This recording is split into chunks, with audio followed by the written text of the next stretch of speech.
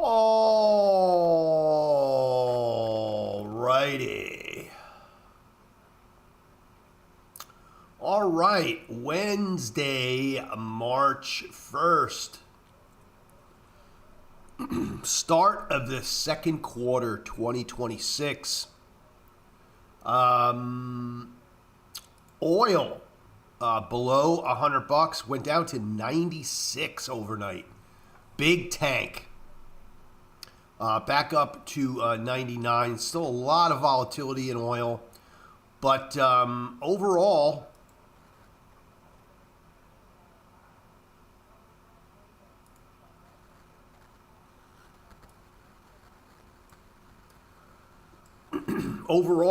still on the way down. It did break or trading right around yesterday's lows. As I said, we did break them. We did get down to 96.47 overnight. So a pretty significant sell-off there in oil. You know, based on the headlines and things coming out, that is likely to continue. Just going to mark those lows there. You know, since yesterday or since even last night, we have been stair-stepping down here in the oil, and we'll see if that continues. We haven't had really much of this. We did have a little bit of it last week, but for the most part, it was fairly a up week.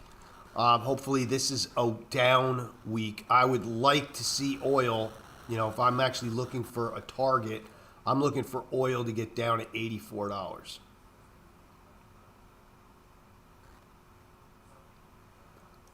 And seeing how fast it got up here, I think it could get likely just as fast get down here. But again, you just have to sit and wait. But so goes oil. So goes the rest of the markets. We have, you know, overnight yesterday we had an absolutely insane day. Huge rip yesterday. Here's the 31st. And we had ripped all day. We're up another 50 handles today. We still have a pretty big distribution as far as S3, R3, right? You can see here still, you know, we have lows of 62.72 and highs of 67.32. So the breadth of support and resistance still very wide. And we still have some spots to kind of plow through. And again, all headline driven.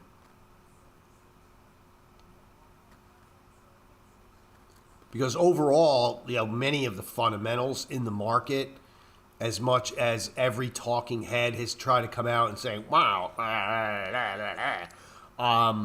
you know, it's pretty blatantly obvious that once, I guess, operations cease over there, or when it seems to whatever that actually is, the markets are actually going to be much more normalized. Now, do we kind of go and embark on all-time highs again? I don't know. That's a big move, right? Talking another 400 points on the ES.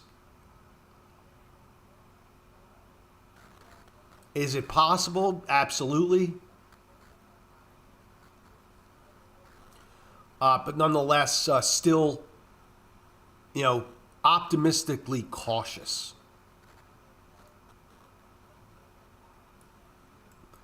Pretty couple key levels to keep an eye out for, I think, today if we continue to rally.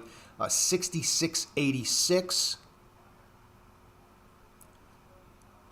and 67.50.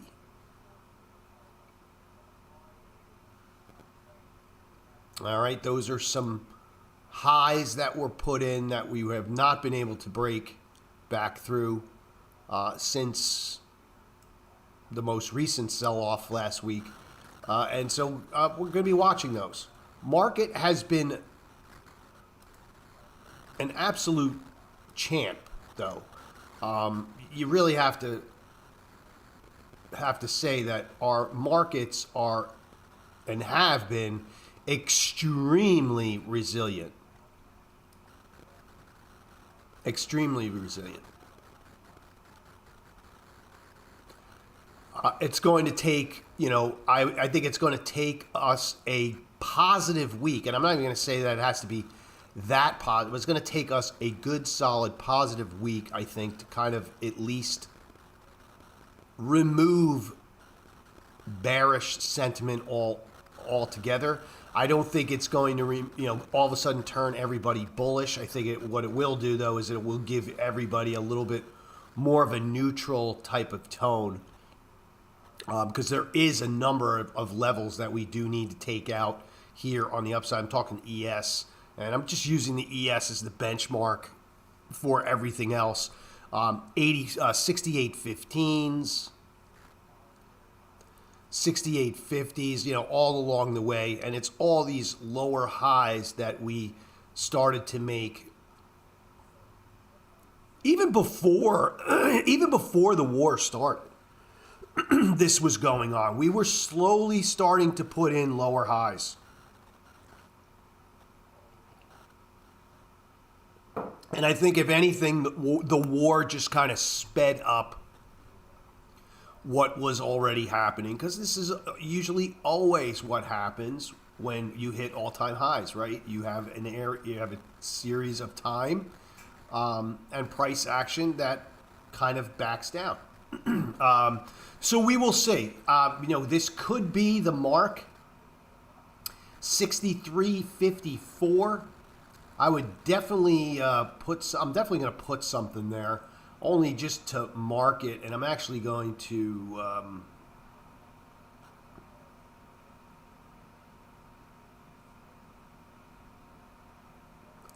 63.54. How come I don't get that plus sign over here with the marking? Don't know why. I get it on my iPad. I don't get it on this. I don't know what the story is with that. It's interesting. Why is that? Why is that? So, yeah, I am going to... Yeah, and I have something set up on here that I don't like. Can't free draw.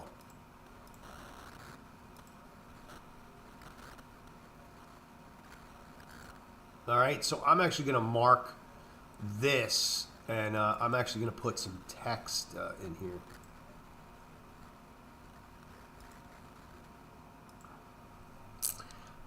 This is going to be...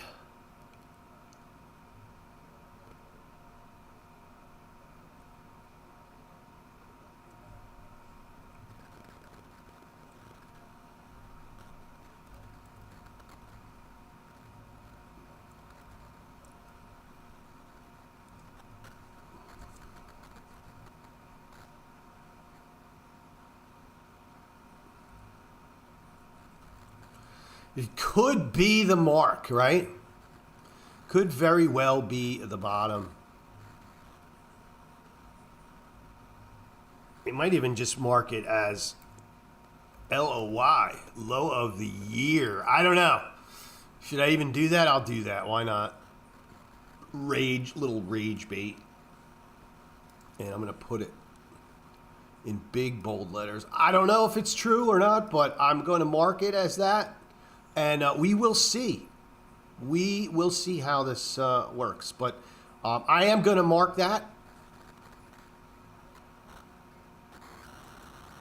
And we can actually even put some more text in here and say,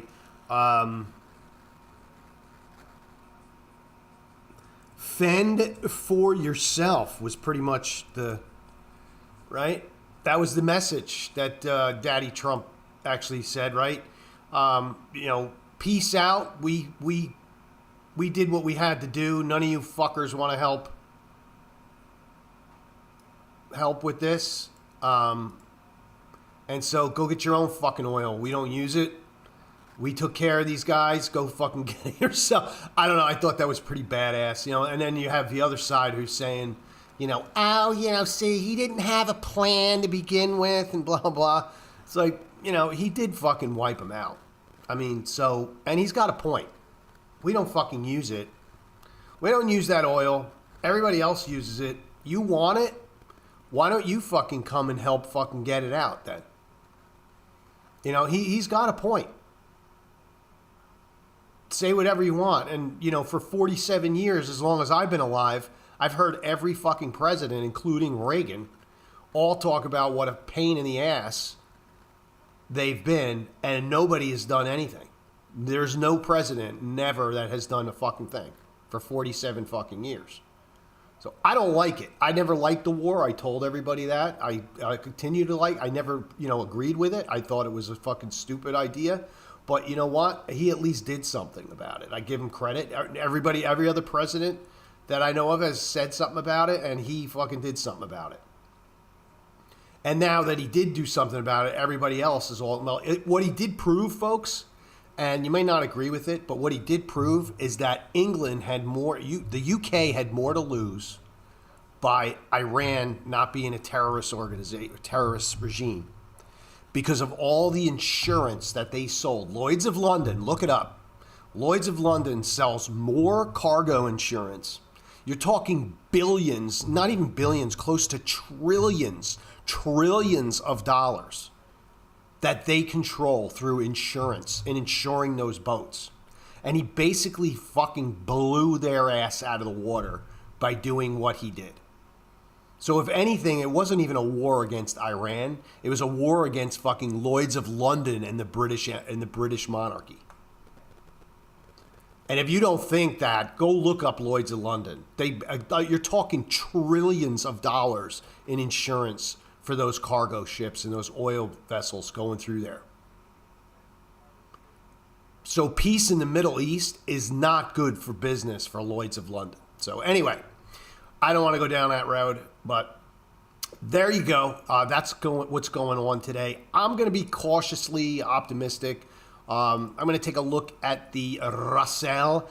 The Russell actually had a better move and earlier than all of the others.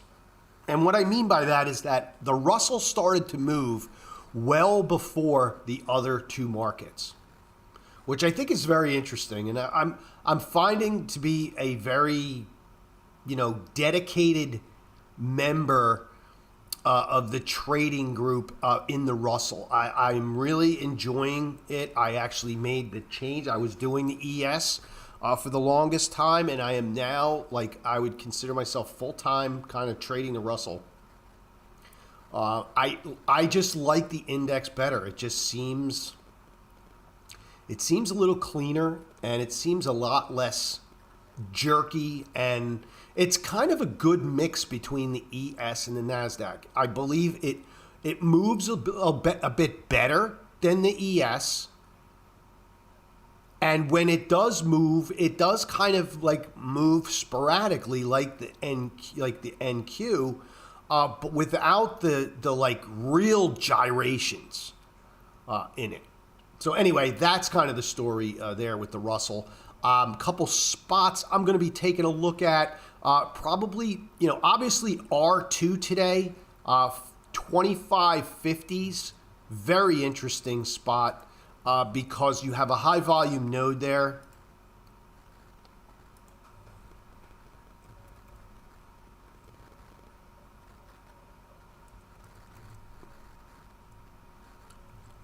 You have a high volume node there, and you have an R2. So it's R2 and a high volume node. And that is on 04/01/26. And then I think it's also important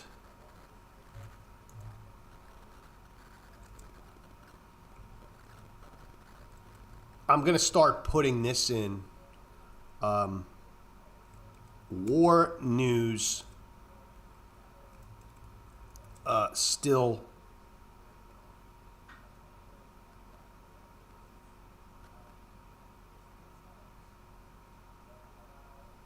out or something. And the reason I'm putting that is because, like, look, when alerts get posted, it's interesting to know context, especially when you're looking back. And but war news is still out, so that is going to impact things. But that's a spot I'm going to be looking at today. And again, this is going to be one of those areas where. And I'm going to go down to the 15-minute. This is going to be one of those areas where you're really going to want to see how we get there.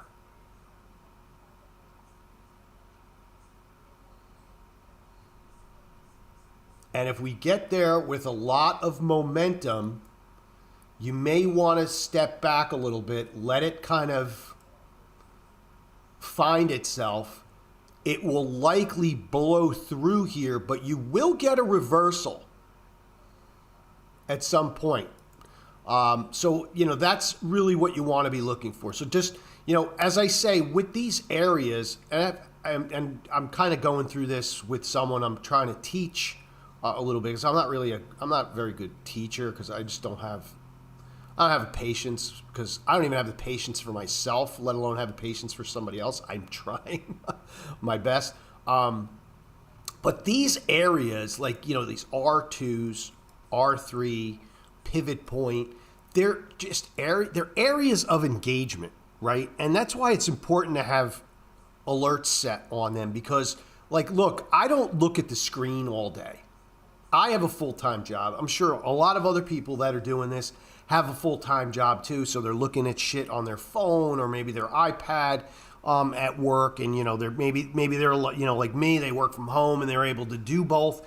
But pretty much after 9:30 in the morning when the market opens, I'm doing my other job. I'm looking at other screens. I'm not even looking at this. I actually do all this here so that I don't have to stare at the screens, because I don't want to stare at the screen all day. It's not healthy. Number one, it's not healthy. It's not productive, because it'll make you do stupid shit.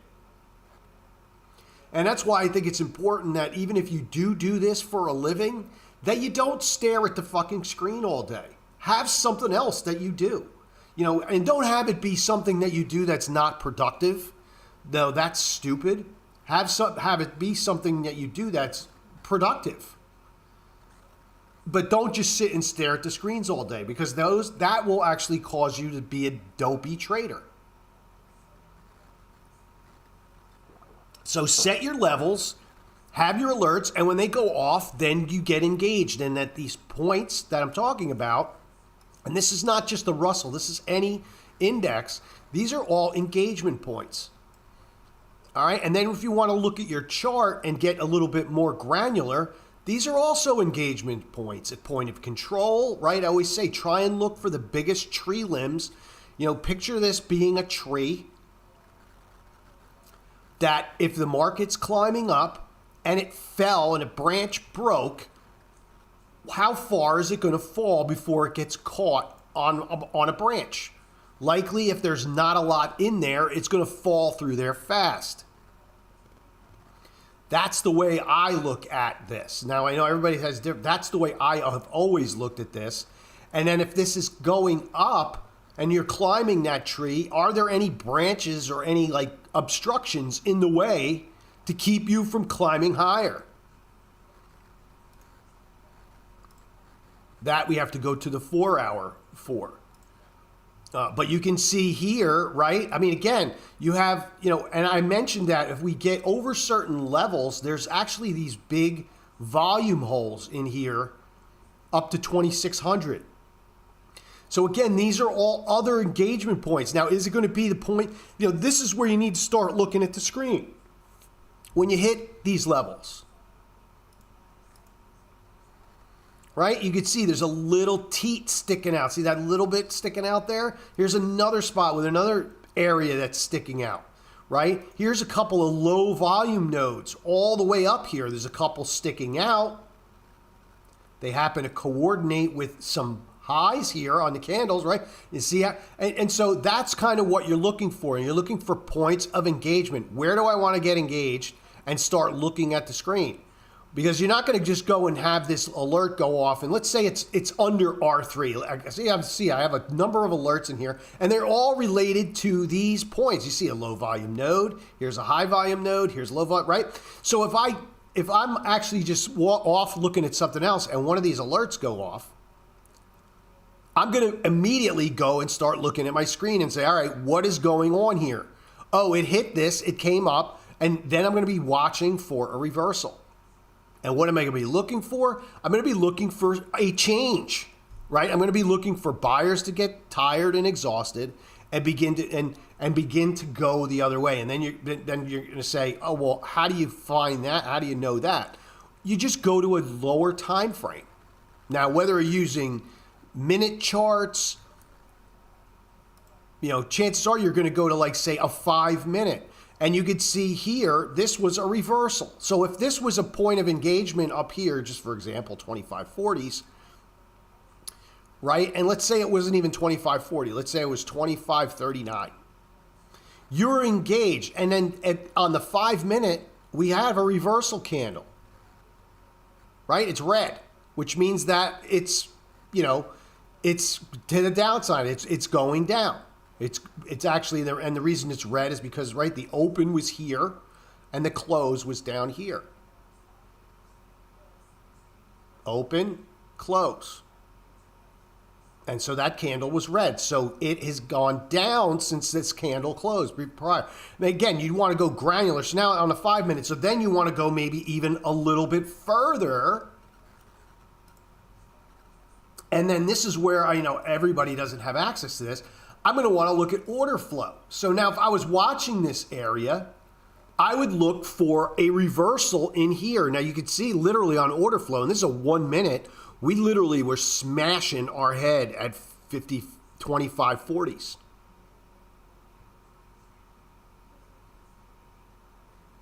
Right? This would have been right here, this spot. Now if I was watching it, and I wasn't, but this spot right here, this candle right here, would have been my trigger to go short here. And I likely would have went short here. And look, it all looks great from hindsight. And I don't know if this would be a winning trade or not. But I'm just trying to give you a little insight that you kind of start out at the macro level, at the higher level, the 1 hour, the 4 hour. I just look at the 1 hour during the day. Go to 1 hour, go to 30 minutes, go to 15. I don't even go to 30 or 15. I just usually go hour and then I go right here. But anyway, train yourself to go through a little bit of motions, especially when you're new. So go 1 hour, 30, 15, 5.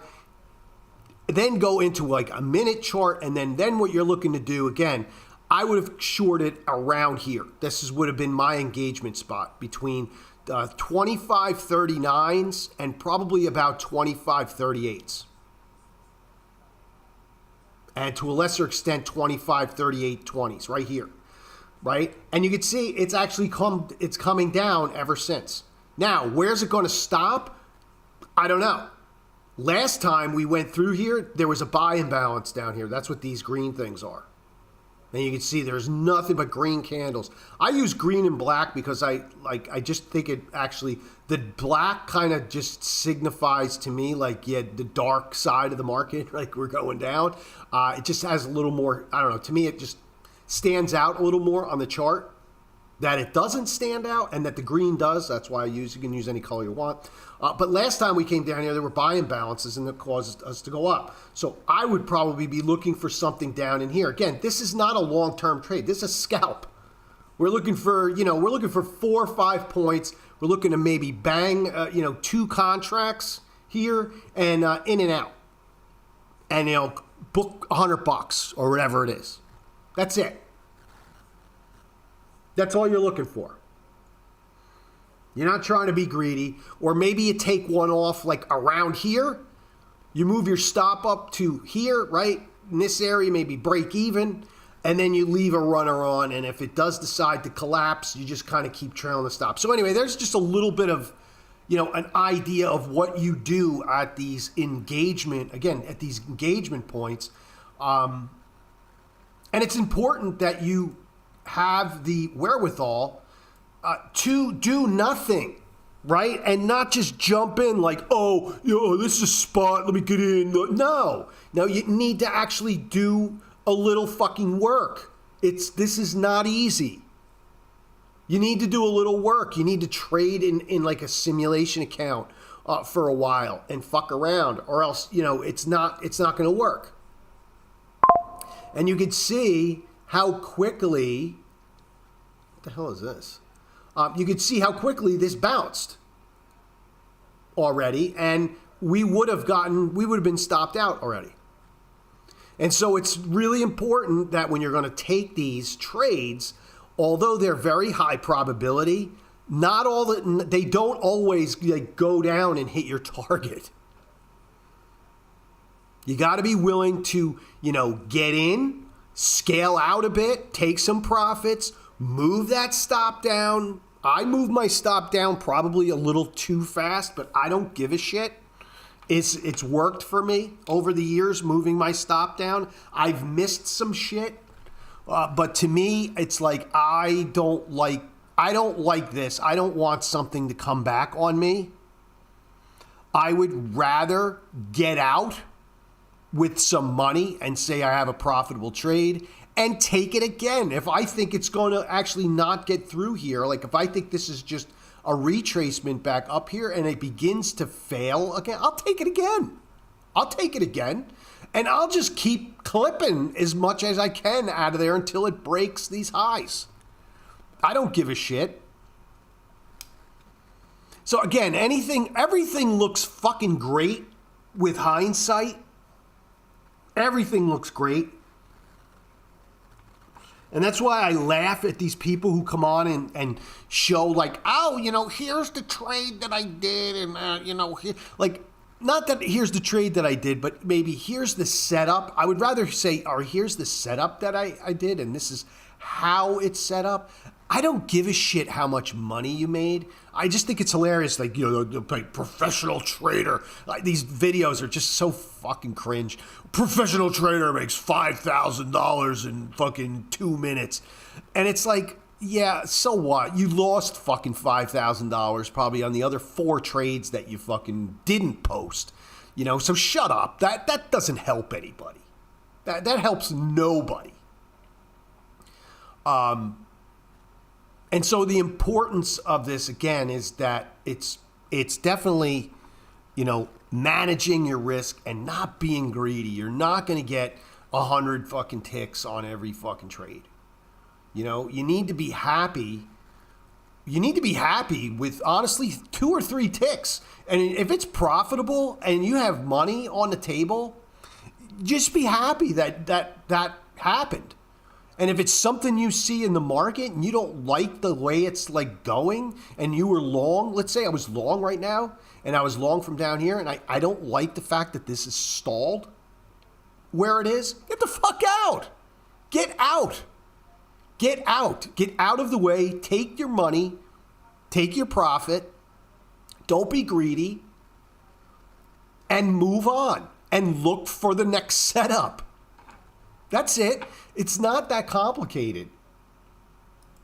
What is complicated is your greedy capitalistic mind that you think, and because we've been conditioned by every jerk off and thirst trap trader out there who say that they're making fucking 10 grand a day. It's like, dude, I mean, come on. There ain't nobody making. If you're making 10 grand a day, you ain't on the fucking internet telling people you're making 10 grand. If you're making 10 grand a day, you're down in the fucking trenches on your Bloomy terminal and you're not using TradingView.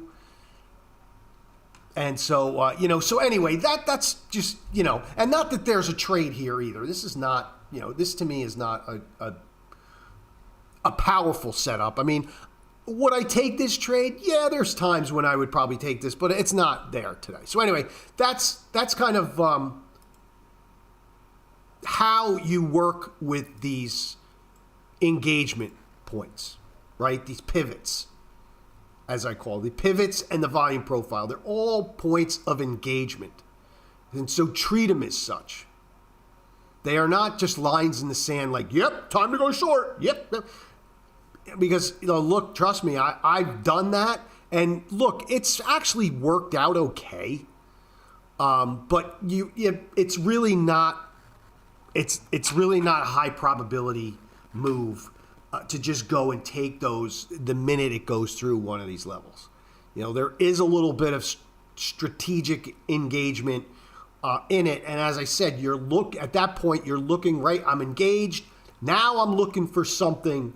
Now I'm looking for a pattern. I'm looking for it to reverse, right? What do I look for? I look for, again, I'm looking for a short-term time frame. I would say I like the 100 tick. The 100 tick or even the 1 minute, and you're looking for it to start to reverse and go the other way. You put your stop in and, you go for it. And then manage it accordingly. Are they going to work all the time? No. Are they going to work a good percentage of the time? Probably. I will tell you this, it's probably going to work about 50% of the time, 50 to 60% of the time. And you know what? With odds like that, you can fucking do fine doing this. Don't be convinced by people that you need some 80 or 90% probably, success rate is bullshit. And I told you, I passed two combines. I'm on the verge of doing another one, and my success rate in them is under 50%. So that whole, lose a little, gain a lot. That's the story. And that's that's my strength, is that I'm willing to take losses quick and get out of the way that are small, and I don't give a shit about being wrong because I will take a trade again. And that's it. So there's the Russell. That was my little rant there of the day about it, things. And so there you have it. So then let's go. We'll go over to the NASDAQ. I always say, I don't trade the NASDAQ much, but we do have some pretty strong levels up here on the NASDAQ, mainly at 24,400. Now, a couple of 100 points away. That can go pretty fast. You can see we're already up 250. I would definitely keep an eye on R2, 24,443s. And then you have this big chunk here that's going to have to get through. And these are the swing highs from last week. And these are the levels that we need to start taking out in order to change kind of this stair step, right? We're definitely stair stepping. But we get into these levels here, especially up over R3, where there could be some serious resistance up here. Good spots for shorts. All right, so that's the NASDAQ. Let's go over to gold. Gold had a really, really good night last night. I think it was up. I don't even know what it's up today. It's 106. It was up as much as 150 last night. Currently trading 47.85. Getting really close to breaking this short-term trend line, which is interesting. And I had said, once we got up over these 47.37s, and we're still over it, there's not a lot of space up here for this thing. This could quite possibly, with a little bit of mojo, blow through here pretty fast. And it's going pretty good so far and pretty fast. So, next stop would be 5K.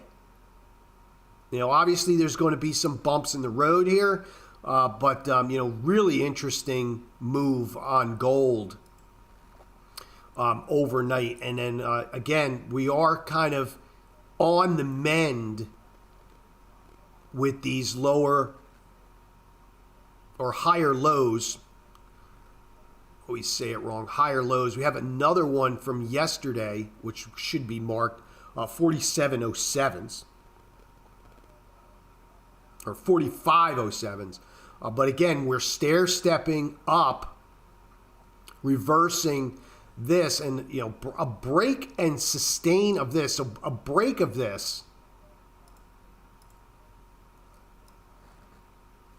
and the subsequent support, right? So it's not just a break on this, it's a break and then this becomes support, puts this on the next level. And I think at this point, even though I already am, but I would think at this point, you may even get bigger buy-in for a bullish case back on gold. And we get like a true reversal in here. So very interesting on gold. I've actually surprisingly and shockingly, I have traded gold pretty good. I don't even want to say that, but I just did. So that means I'm probably going to trade it like shit now. But and I've never been able to really trade gold very good. But I do have to say, the dude who does the 2 o'clock session in London on Top Step TV, dude's a good trader. Knows how to trade gold really well.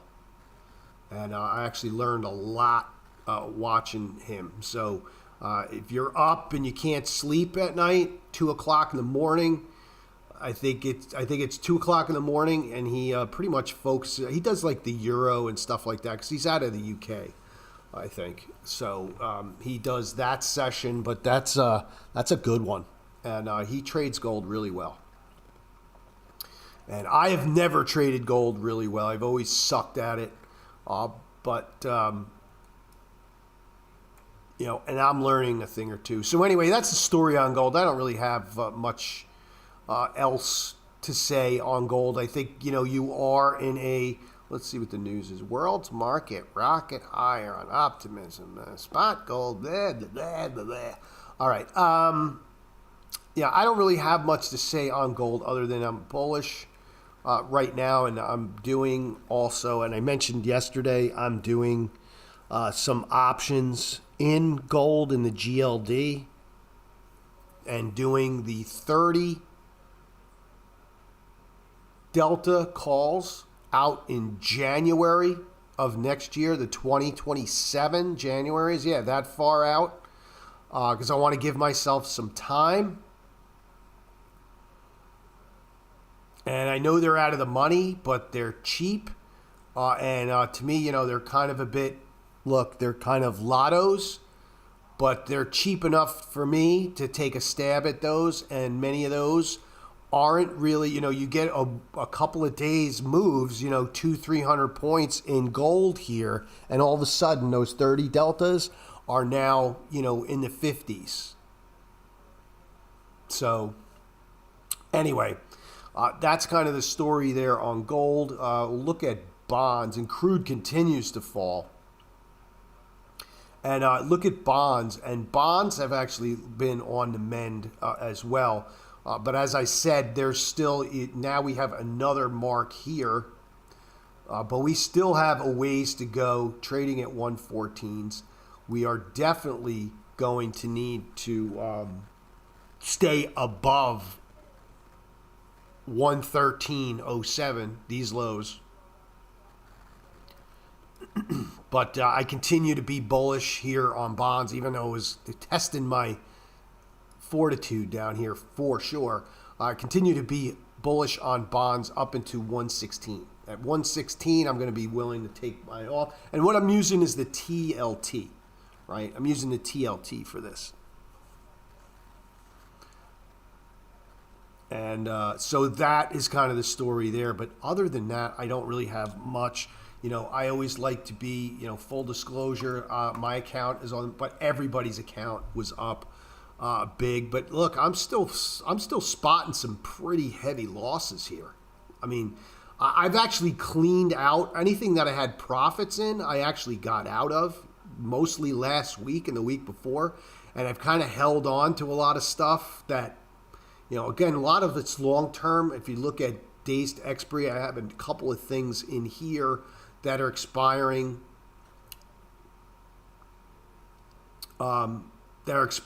This week that really haven't worked, but and I've been taking off stuff.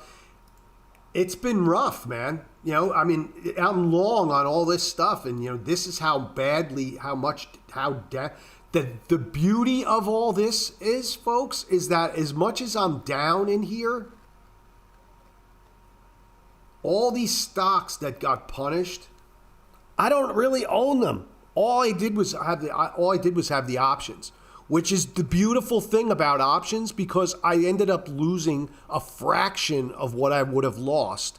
This would be exacerbated tenfold if I own the stocks. But since I did the options, it's kind of like an acceptable loss, and I don't give a shit. And look, I always tell people, I'm wrong a lot. But you know what?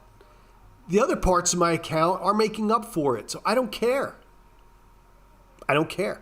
You know, again, these were all lotto tickets that I was looking to knock it out of the park, especially on all these high flyers for the most part. And so, you know, there you have it. So there's, you know, look, it's not all about winning all the time. You don't win every trade. Nobody has an 80. Anybody who's telling you they got an 80% win rate is an absolute fucking clown.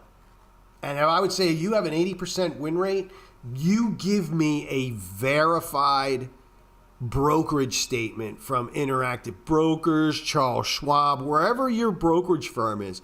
I want to see verified with account number. You can blacken it out maybe with a couple of numbers, but a verified statement from that fucking brokerage firm. Then maybe I'll believe it, because you could still fucking doctor those because they're full of shit. So anyway, we're doing pretty good. We're holding up in the Express account. We're up $213. You know, again, I'm nickel and diming in here, but my objective is here to survive. I'm just trying to survive through some of these markets. My one combine last night, I had a nice little trade, like small one, but this one's on the mend. I actually was in a pretty heavy drawdown in this, but I actually fought my way back. And so this combine I'm kind of using as like a test to test some different strategies. And then I have one other combine that's linked to my Express, and that one is up about $751 as well. So overall, doing pretty well. And you know, as I mentioned before in my Express, I was actually kind of in a rough spot with that. I was drawn down almost like 400 or 500. And now we're in the, you know, we are in the positive. So, and again, the goal of this is to get this up to a point where I could start taking payouts. I think I could start taking payouts over, I think it has to be over 3. I don't even know what the rules are. I'm trying not to wrap my mind around that too much. I just want it to be profitable, and I want there to be money in there. I think it's over 3,000, and then you have to have like $150 a day. I'm not going to take a payout on this for fucking like $100 or something. I'm not going to even go down that road. Like my objective is to pull out like $3 or $4 grand out of this fucking thing at some point. You know, that's the objective. Anyway, so that's kind of what's going on in my Top Step X world. Honestly, I will tell you, and I don't want to bash Top Step, but this platform sucks. I can't reiterate it enough how bad it is. And that if I were to do it all again, I probably would have went with a company that would have let me use something, you know, some other platform out there, you know, where I have access to other things. Like there's like no and not that indicators are a big thing, but there's like all these indicators that are in here and that are, you know, that they offer in here. It's all like I call it like the old Woody fucking like 1980 fucking bullshit that's been around for fucking decades that don't work anymore. These things don't fucking, none of these fucking things work anymore. None of these fucking things work anymore. The only thing that this has that's of any consequence is the fucking volume profile, and even that sucks. That's even just a garbagey one. They don't even have pivots in here. So anyway, the one thing I do think that's nice that they do have, though, is they do have tick charts. They do have tick charts. So anyway, so there's and again, I don't want to bad. They're trying to do the right thing by having their own platform and not beholden to any company, right? Because I'm sure it costs them more money to offer, to offer linking to these or be able to trade on these other platforms. I'm sure it costs them something in order to offer that. And so I'm sure they're trying to reduce the cost of that, then have to support, 15 different fucking, well, there was never 15, but I think there was a good number. But that's kind of my only complaint. So hopefully in time they add some shit to this, but they haven't recently. They haven't added anything really of any consequence. So anyway, that is that. But that's all I have for today. The other thing, IGV actually had a really good day yesterday. It was up pretty heavily. And as I said, especially now it's up over 80 at 81. I like this thing. I like this short. I really do. And if I was going to do something, I would probably do like a June. And I had said I like the 80. I would buy the 80 put and sell the May 75. Because as I said, these software companies, although they're recovering basically out of a value play, because look, put in perspective, and the reason why they're not rallying because of revenue growth or because anything these companies are doing. They're bouncing because the market bounced, number one, but number two is you have a large amount of value funds out there, ETFs, mutual funds. They have to put their money somewhere. And so if your perspective is claiming to be a value fund, well, all these stocks kind of fit that criteria, based on price, on PE, on performance, right? They're considered value, but I think they're value traps. But if your perspective says value, you can't stray from that, right? They have to buy value stocks, or what is perceived as value stock, right? As per prospectus. And so I think that's what mostly is going on here, is you have this money being dumped in there, and knowing that it's short-term money, that I don't think these funds are looking to stay in there. But the problem with the funds is they can't just get out of shit that easy. It takes them time to unwind positions. And so I think that's what's causing this sector to kind of move right now, in addition to the market going up. But I think that's what's causing this to go up. And I don't think it's going to last forever because, as I said, these software companies are fucking in trouble. And unless you start seeing them merge,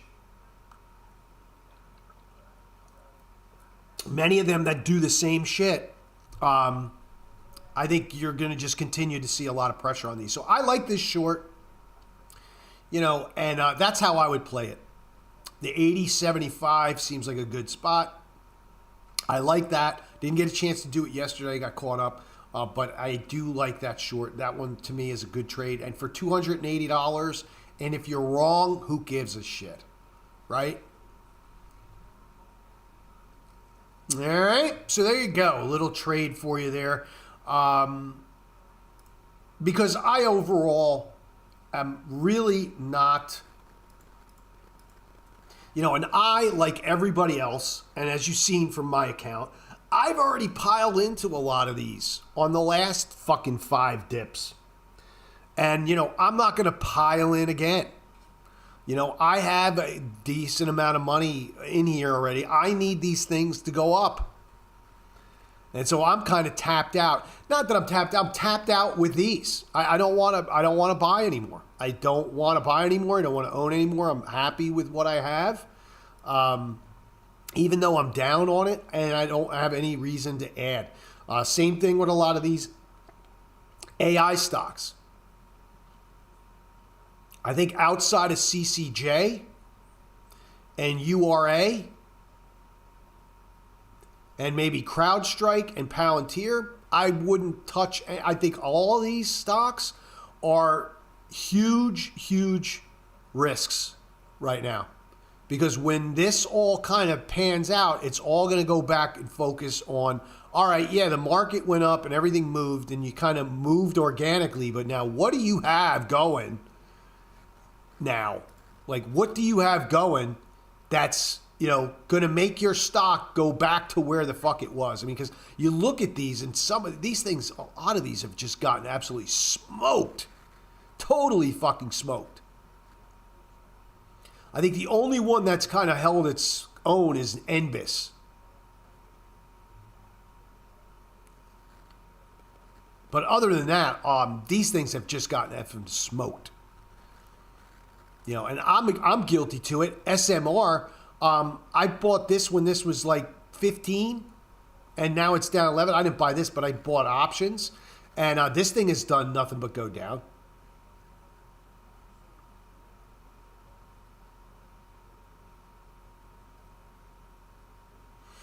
So,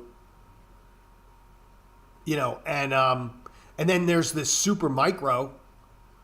I was bullish on that, and I got out, and we did some options trading that, and then, they sold shit.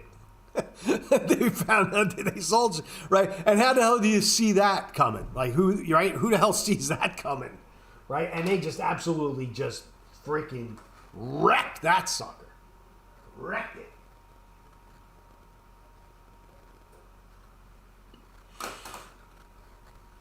Was it a buy down here? Yeah, it probably was. Down at 19. I didn't touch it. Is it a buy even here? I don't know. I haven't really looked at it since that news. What is it? SMCI? I haven't really looked at it since that news. Good volatility, I guess, about 43. I would expect it to be a little higher. They got earnings in May. They're likely not going to be, I would believe that's going to be kind of an eyesore. I don't know if I'd even buy this thing.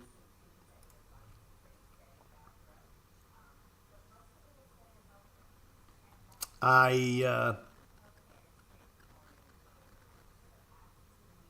I mean, if I were to do something in here, yeah, I don't like it.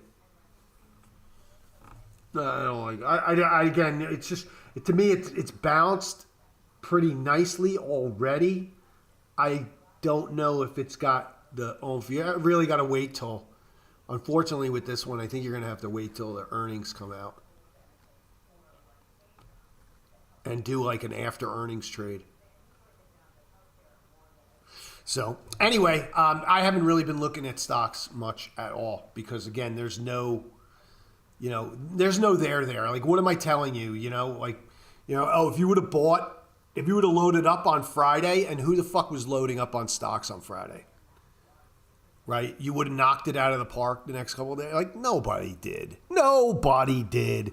Not even the asshats on TV, right? Nobody was fucking loading up on stocks on a Friday when oil was 106, unless you knew what was going to come out Sunday night. So, be quiet.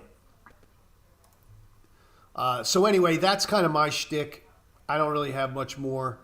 We are, holding up relatively nicely. We'll see if it continues. I hope it does, but we will see. So anyway, have a good one, and I will be back